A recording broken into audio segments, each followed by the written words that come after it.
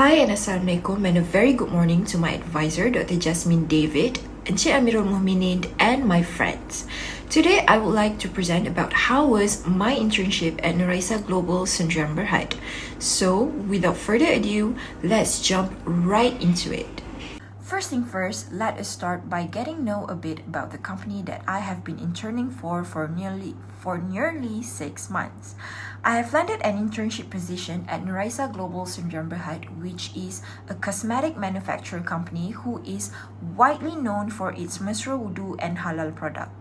Their vision is to help people transform family lives globally.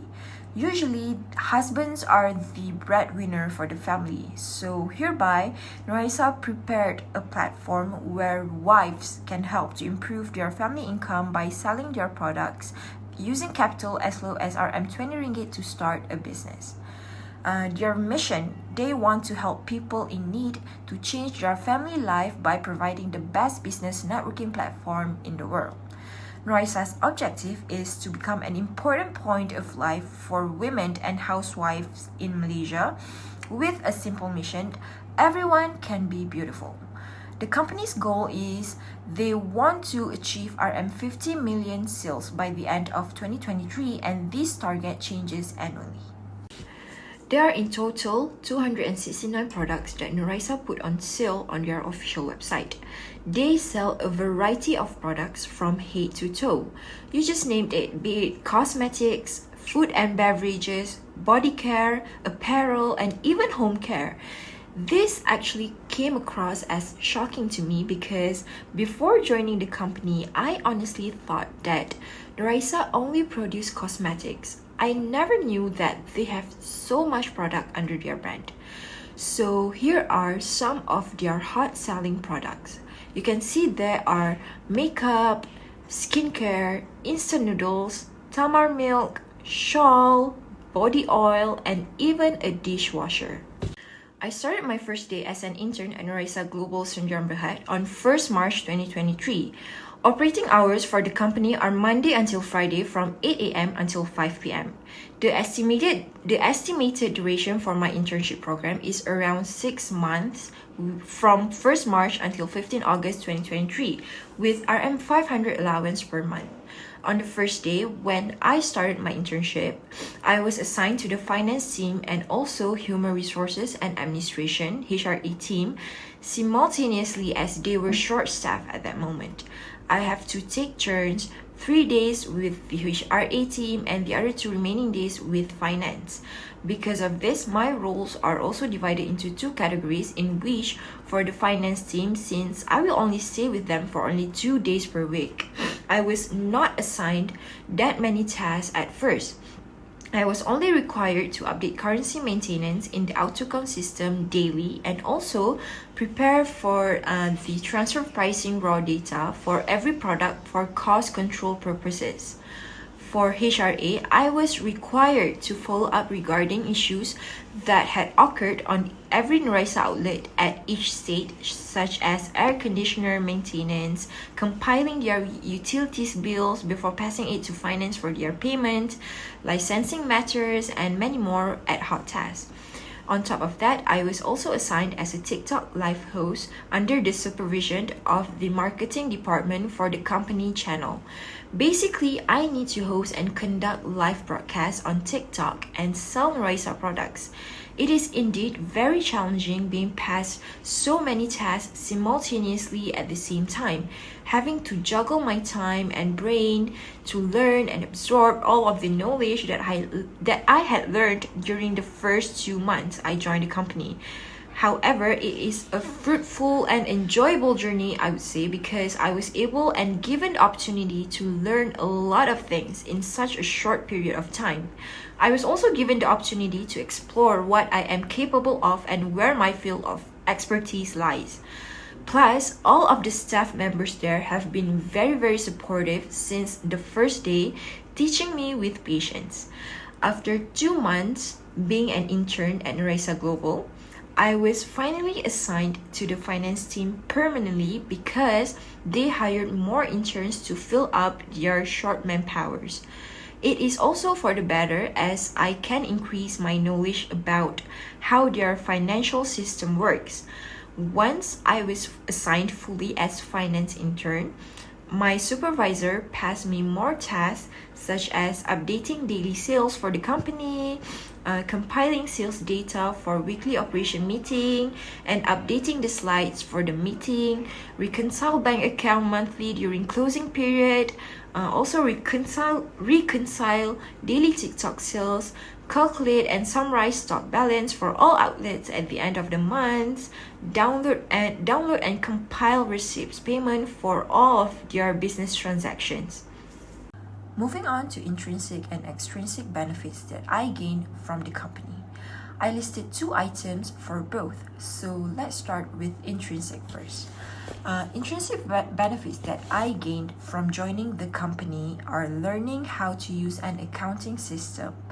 Narisa used AutoCount software, and it has been a dream of mine to learn any accounting software and to get a hands-on experience. Another intrinsic benefit that I gained is that I was given the opportunity to try many things while I was working there. Discover new things at several departments, which is totally good for my work experience. For extrinsic benefits, I receive RM 500 ringgit monthly allowance for 6 consecutive months, and also I was able to take part in all of staff activities such as town hall, iftar event, and CSR project. It is a good exposure for me to mingle around. Now we shall take a look on Narisa Global SWOT analysis. These results are mainly obtained from my personal observation and also with an interview with their long-term staff. So it is 100% from reliable source. So for strengths, Narisa Global is the first wudu-friendly cosmetics ever established in Malaysia, and as far as I know and check as of yesterday, still there are no local cosmetic product who advertise their product as a wudu-friendly cosmetics. Also, they have a catchy tagline and phrase which managed to attract their target market attentions, which is cosmetic mesra wudu, makeup mudah dibersihkan. Their target market is obviously Muslim women because they want to make it easier for them to remove all of their makeups before performing their prayers, and the tagline managed to promote that very well.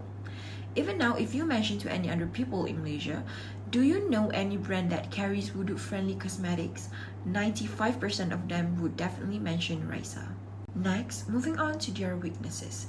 Narisa is lacking suitable talent and always facing short-staff problem to handle marketing and production job. For a company like Narisa, which is a product manufacturer and distributor company, marketing is a very crucial job that needs to be prioritized in any way, because without any exposure or marketing done, people will not know about your product, let alone your brand. Production also faced some short staff problems, so order packing time took longer to complete and the parcel arrival time will also increase. These will make buyers leave bad reviews and jeopardize the company's sales. Secondly, another weakness of Narisa Global is the company itself is still in the developing phase, so it is not stable enough. Indeed, Narisa has begun operations since 2015, so it is around 9 years in total, but they are still stuck on learning how to grow their business into a more stable one. By saying they are not stable, I refer to their financial health, cash flows, and also annual sales.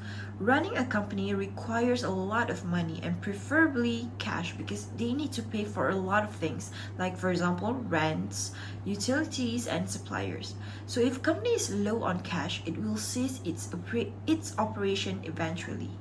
Opportunities for Narisa Global are they can try to broaden their target market to everyone who loves makeup, particularly people who are in early 20s until late 30s. People around this age are usually going out daily to meet people, so they want and need to look good. Automatically, they will buy more makeup more frequently than other people. With that, Narisa needs to play their part, attract these people's attention to buy their makeup, and it will help their company to increase in revenue.